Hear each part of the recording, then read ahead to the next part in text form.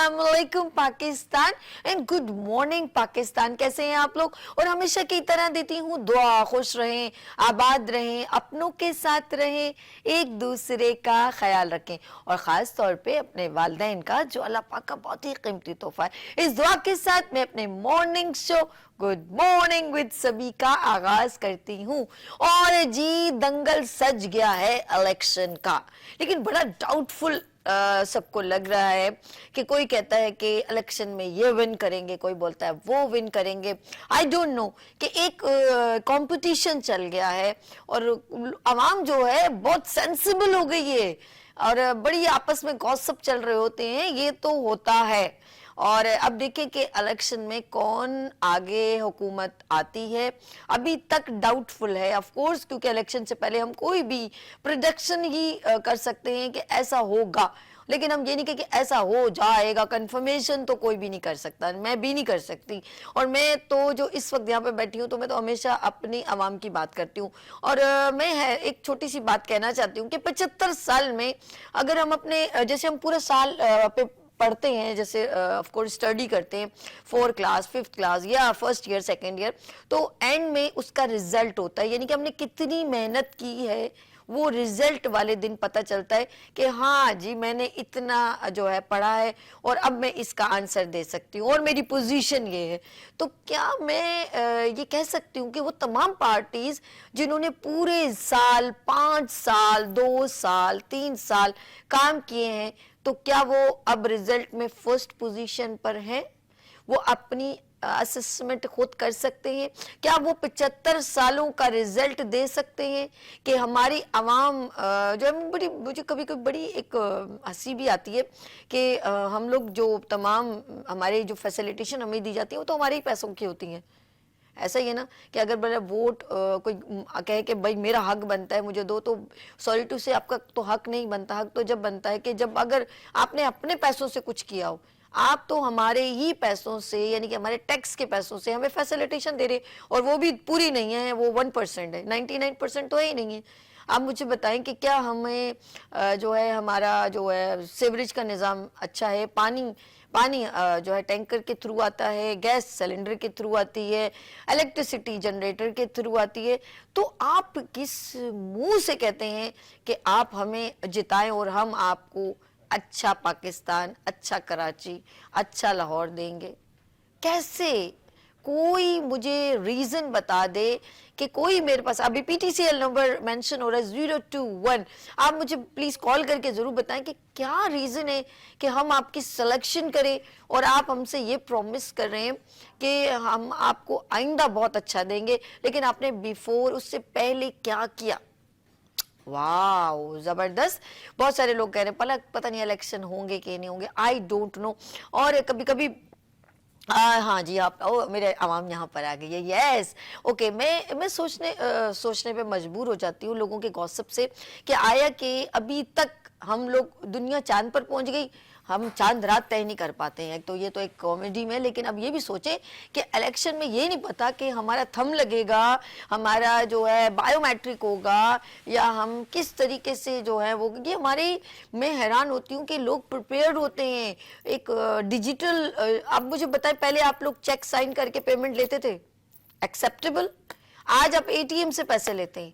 आज पहले ये होता था कि ट्रांसफर करने के लिए हमें जाना पड़ता था पोस्ट ऑफिस और हमारी पेमेंट कहीं और ट्रांसफर होती थी। अब तो मिनट में इजी पैसा, ठग से ठग, ये उधर उधर से पैसा उधर से उधर चला गया, यानी कि डिजिटल वर्क को एक्सेप्ट किया जाता है। तो फिर बहुत सारी चीज़ें जब डिफरेंट कंट्री उस पर ऑफ कोर्स अप्लाई करे, तो जब हमारे मुल्क में बात आती है तो वो हम लोग पता नहीं फिर बैक हो जाते हैं। हम लोग बहुत सारी चीज़ों में बैकवर्ड सोच रखते हैं।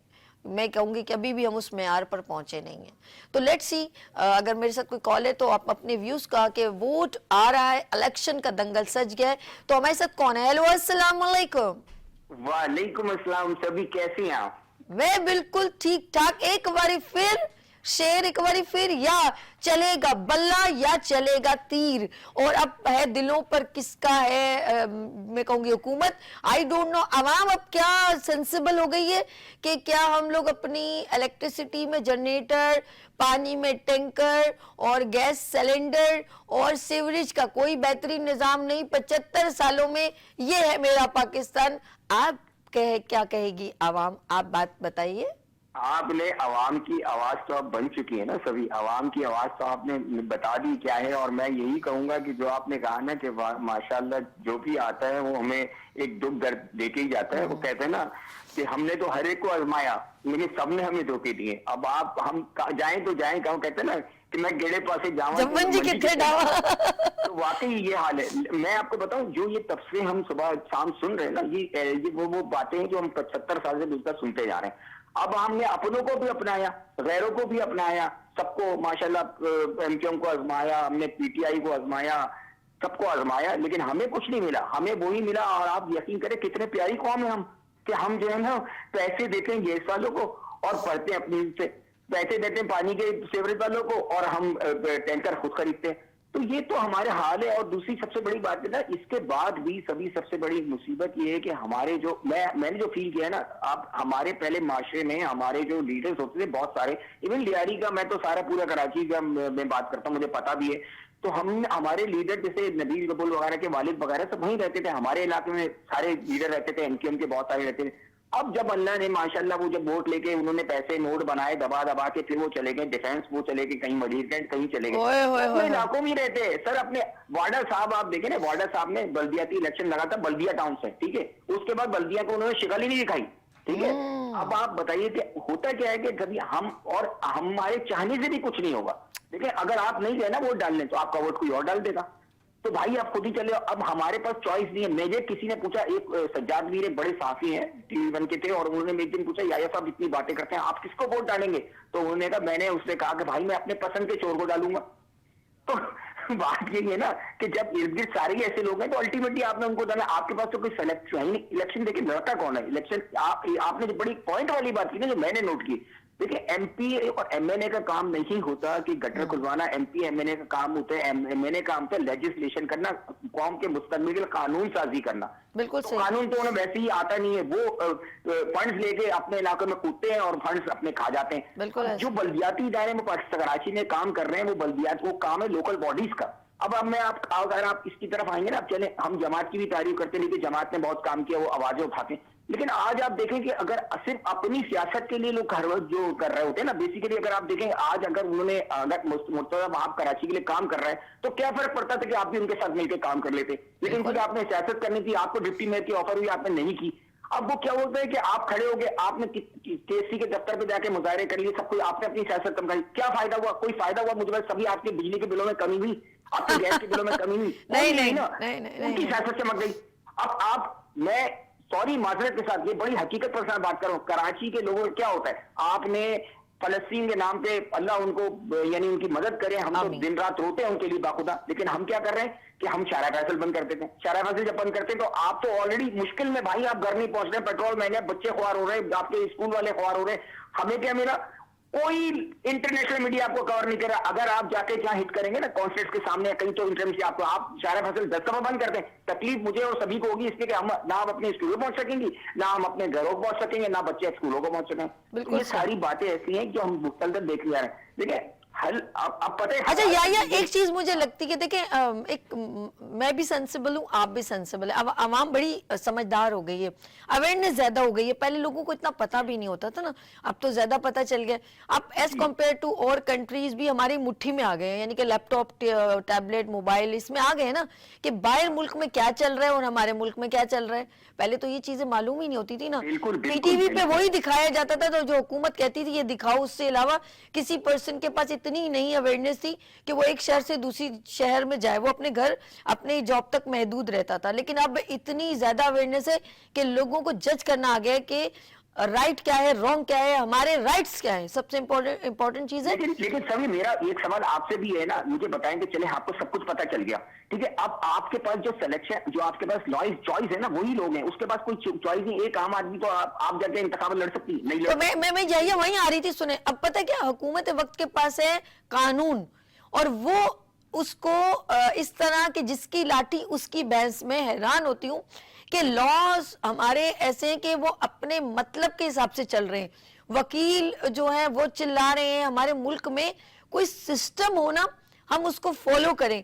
तो यहाँ पर जो है सबसे इंपॉर्टेंट कि हमारे मुल्क में कानून का, जहां पर मैं कहती हूँ कि नबी सल्लल्लाहु अलैहि वसल्लम ने, मौला अली ने, हजरत उमर रजी अल्लाह तआला अन्हु ने, सब ने लॉज को फॉलो किया, उन्होंने किसी चीज को प्रायोरिटी नहीं दी। और यही वो निजाम होता है, कानून का निजाम और इंसाफ का निजाम, जहां नहीं चलता ना, बाखुदा आप कुछ भी कर लें, जब तक हक तलफियां होती रहेंगी, हम कभी भी तरक्की याफ्ता मुमालिक में शामिल नहीं हो सकते। अभी बस मुझे चंद जुमले कह के आप अपनी बात कर लीजिएगा, क्योंकि टाइम इतना आपने मुझे नहीं बात कीजिए या बात कीजिए। देखें सभी बात ये, खुदा की कसम, आज हम बैठे ना, हम लोग तो देखें, हम लोग वो लोग हैं, हम तो अपने इदारों की भी इज्जत करते हैं, अपने लोगों की इज्जत करते हैं तमाम, हम कोई ऐसी बात नहीं करते जिससे हमारे इदारों की बदनामी हो।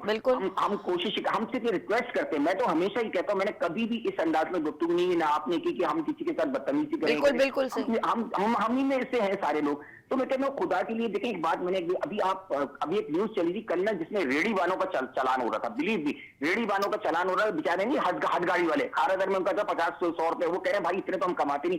अब आप ये देखें, चले आप चालान जो कर रहे हैं, सब कुछ कर रहे हैं, आप इसी शहर के अंदर चिंगिया चल रही, बगैर लाइसेंस के वो चला रहे हैं ना, बच्चे खुले आम चला रहे हैं, उनको कोई नहीं होगा, भत्ता उनसे ले रहे हैं। और आप यकीन करें कि मैं अफसोस के क्या कहना, सुनने वाली बातें सभी मुझे कहने, ये मैंने नोट डाउन की, आपकी खबरें चली है कि 21 रुकनी गिरोह जो है गिरफ्तार किया चोरों का, जो जमशेद क्वार्टर थाने वाले चला रहे थे। तो अब ये जहां, और पुलिस वालों को डीआईजी साहब ने सस्पेंड भी किए, वो पूरे चोरों का गिरोह जो है चोरियां करता था, जो ये एक गैंग चला रहा था थाने से।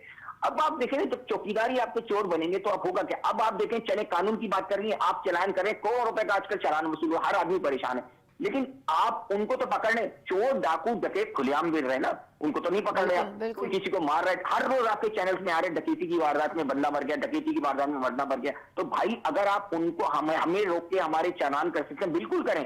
तो इन चोरों डकैतों को आप क्यों नहीं रोक सकते? उनको भी तो रोके ना, उनको भी तो पकड़े।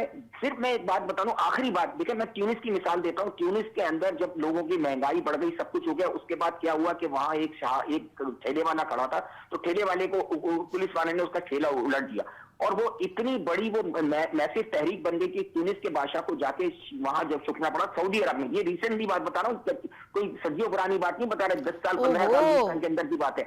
तो वो उसमें इनकलाब हो गया। देखें बात क्या होती है कि जब आप कुछ नहीं होता ना, फिर तंग आमद जंग आमद होता है। बिल्कुल ऐसा। जब आपके जेबों में रोटी नहीं होगी ना, अभी तो चलो आपको खिला रहे हैं, सिलानी वाले खिला रहे हैं, सब कुछ कर रहे हैं, जब लोगों को रोटी नहीं मिलेगा तो सभी वो मेरी और आपकी रोटी भी जो ना। फिर आखिरी बात के इनकलाबी इतराज में पता है क्या हुआ था सभी, ये खुद ये मैं कह रहा हूँ कि अपने इलाकों में नहीं रहते बाहर से, इनकलाबी उसमें बादशाह मलका से किसी ने कहा भाई लोग तो मर रहे हैं बेचारे, क्या करें, उनके पास रोटी नहीं। तो मलका ने कहा भाई अब केक खाएं, आप मजे का खेत बांधते हैं। फिर जब इनकलाब आए ना, सभी यकीन करें जो लोगों को मारा है, लोगों ने हाथ पकड़े, जिनके हाथ जरा से भी नरम होते थे ना, लोग उनको मार देते थे।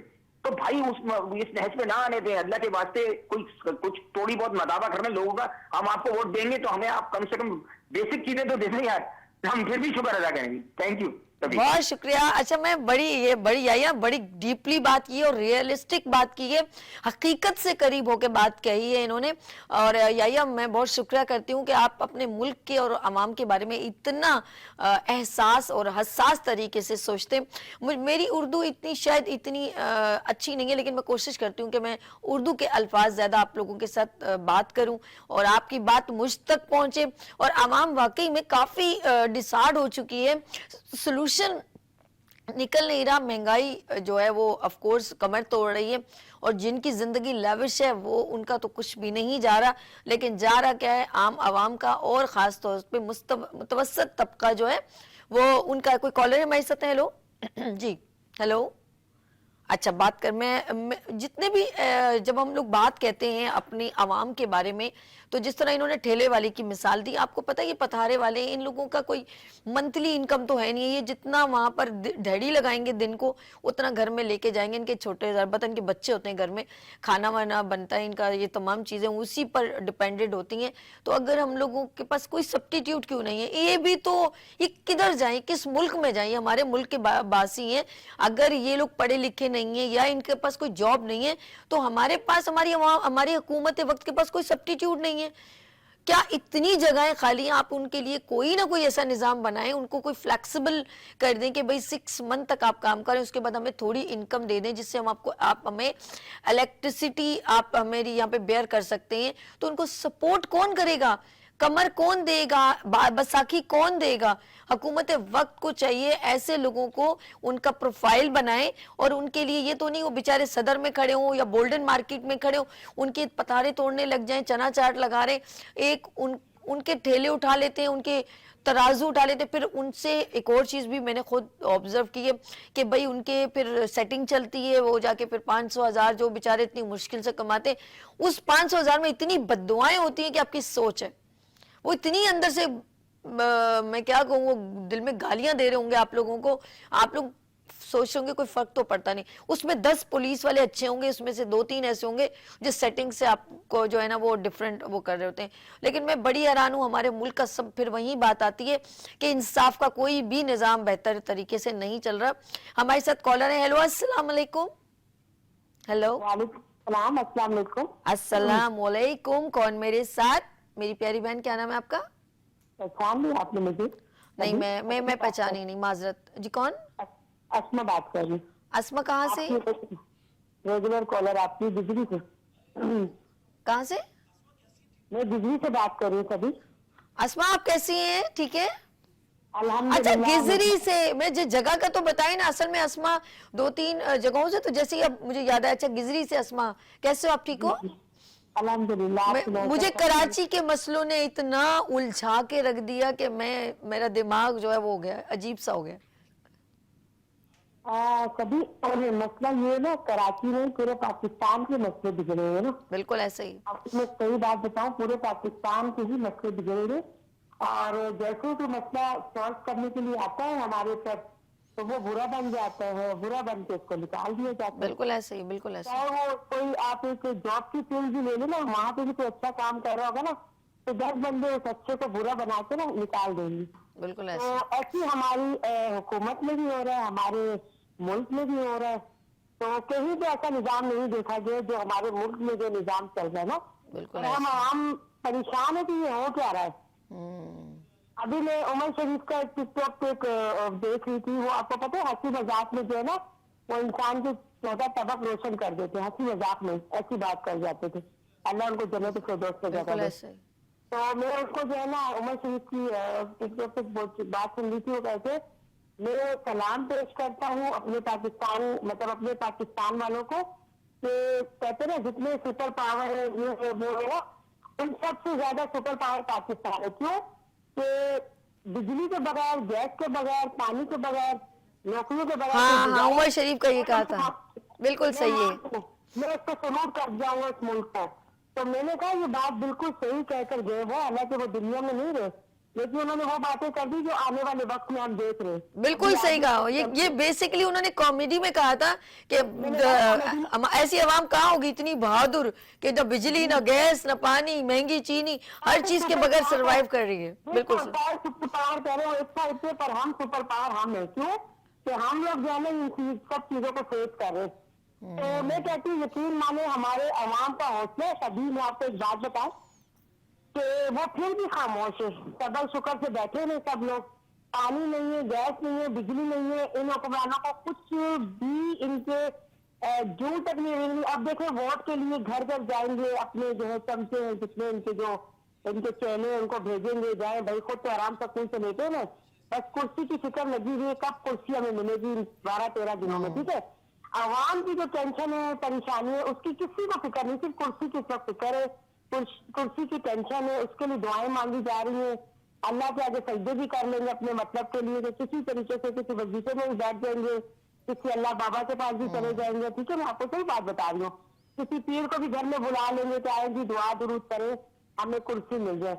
लेकिन देखो मेरी बात सुनो, मैं ये कहना चाहती हूँ, मेरी जो है ना आवाज सुन रहे होंगे, आवाम भी सुन रहे होंगे, ये हुक्मरान भी सुने, तो देखो खुदा का खौफ करे। आप लोगों कुर्सी मिल जाती है, आपको हुकूमत मिल जाती है, पर इन गरीबों का क्या कसूर है? मुझे बताएं कि खून पसीना एक करके वो कमा के लाते हैं, महंगाई आप लोग कर देते हो, और इन्हीं के पैसों से आप सहाना जो है ना आप लोग एशिया करते हो। आप लोग की कोई बाप दादा की कोई जायदादें थोड़ी थी, कोई आप ये मुल्क को या इनके बाप दादा का थोड़ी था जो इनके पैसे आ रहे, ये लोग हुकूमत कर रहे। ये अवाम के पैसे से आज अमीर बने हुए, अवाम गरीब होती जा रही है, ये अमीर से अमीर तर होते जा रहे। लेकिन देखें, इन लोगों को सोचना चाहिए, सभी लोग ना एक वक्त का खाना नहीं मंगा पा रहे बाहर से, गैस बिल्कुल नहीं है, आपको पता है सर्दियां है, ठीक है, बिल्कुल ऐसा ही। लोगों ने नमाज पढ़नी होती है, कोई अल्लाह का कोई कुरान खोल लेता है, लेकिन ये तो जुम्मे के दिन भी लोग ठंडे पानी से नहा के नमाज के लिए जा रहे थे। आप बताए, पता नहीं हाय बदुआएं कहाँ जाके लगेंगी, समझ से बाहर है। गैस नहीं है, महंगाई इतनी है, बिजली देखे तो वो जा रही है, पानी का नाम नहीं है, पानी आता है तो गटर का पानी मिक्स होके आता है।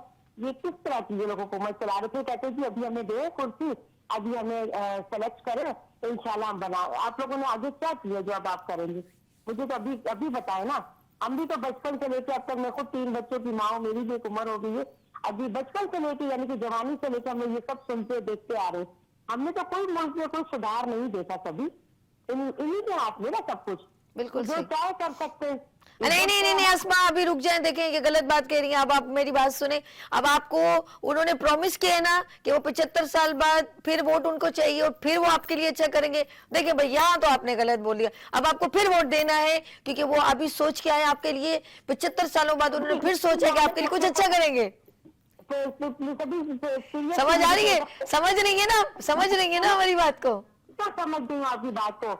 हम लोग अपने आप को डुबोने के लिए, मैं कहती हूँ खुदा के लिए आवाम को बताऊंगी, होश के नाखून में बिल्कुल सोच समझ के, क्योंकि देखे एक बार हम धोखा खाते सभी। मैं आपको अपनी मिसाल दूंगी ना, मैं आपको एक बार धोखा करूंगी, 2 बार करूंगी, 3 बार करूंगी, चौथी बार आप मेरा नाम भी लेना पसंद नहीं करेंगी। यार अगर मैं आपको 5,000 दूं और फिर आप मुझे वोट दे देंगे, एक दिन 5,000 दे दूं तो?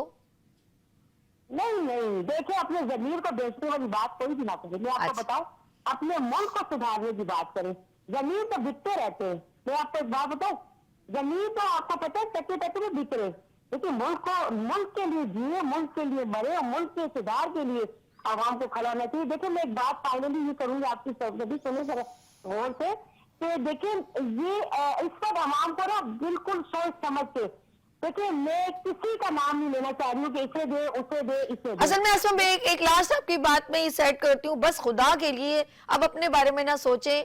आवाम की बात कह रही हूँ, आवाम को अपने बारे में नहीं सोचे, अब सोचे कि आने वाली जनरेशन को हम क्या देख के जा रहे हैं। Thank you so much for calling Asma, बहुत शुक्रिया। और बस नाज़रीन मैं इतना कहना चाहूंगी कि अब ये नहीं सोचना आपने, क्योंकि आपने जितनी जिंदगी गुजार ली है अभी तक आप 3-4 मसलों में उलझे हुए, और वो है बेसिक। पानी साफ आपको मिल नहीं रहा, इलेक्ट्रिसिटी आपके घर में है नहीं, बिजली आपके घर में जो ऑफ कोर्स है नहीं, गैस आपके घर में है नहीं, सेवरेज निज़ाम आपका ख़राब है, महंगाई आपकी मुस्तकिल बढ़ती चली जा रही है, आपके घर का माहौल, आप इर्द गिर्द पार्क बच्चों के लिए है नहीं। तो मेरे ख्याल में बुनियादी ज़रूरियात से अब महरूम आपने ज़िंदगी गुजार ली है। लेकिन अब आपने वोट बहुत सोच समझ के देना है कि ये जो 75 सालों का रिजल्ट है, जो मैंने इंट्रो में कहा था कि आप पूरे साल जब किसी भी पोजीशन के लिए आप क्लास में जब पेपर दे रहे होते हैं, पूरे साल मेहनत करके जब पेपर देने जाते हैं तो अच्छी तरह जो याद करके जाते हैं, रिजल्ट उसके बाद आता है। तो आपने अब इस बार जो पेपर देने हैं तो ये सोच के देने हैं कि मैंने अपनी आने वाली जनरेशन को क्या दे के जाना है। क्या मैंने एक अच्छा हुक्मरान देना है, अच्छा पाकिस्तान देना है? कौन ऐसा शख्स है जो बहुत सिंसियर है, जो आने वाली यूथ को, आने वाली जनरेशन को सेव करे और हमेशा ये प्रॉमिस ना करे कि इस बार मैं आऊंगा तो मैं आपकी जिंदगी बदल दूंगा, लेकिन इससे पहले आपने कई बार उसको आजमाया है। Let's see. यहाँ लेंगे छोटी सी ब्रेक। आप लोगों ने कहीं नहीं जाना, रहना है मेरे साथ और आप देखें लाइट्स ऑफ पाकिस्तान विद अर्श के साथ। अगर आपका कोई भी इवेंट हो, अगर आपका कोई अवार्ड सेरेमनी हो, कोई सेमिनार हो, किसी तरह की भी एग्जीबिशन हो, अगर आप चाहते हैं उस इवेंट को हाईलाइट करना, तो मॉर्निंग शो का एक खूबसूरत सेगमेंट है लाइट्स ऑफ पाकिस्तान विद अर्श के साथ। लेते हैं यहाँ पर ब्रेक और मिलते हैं ब्रेक के बाद गुड मॉर्निंग विद सभी के साथ।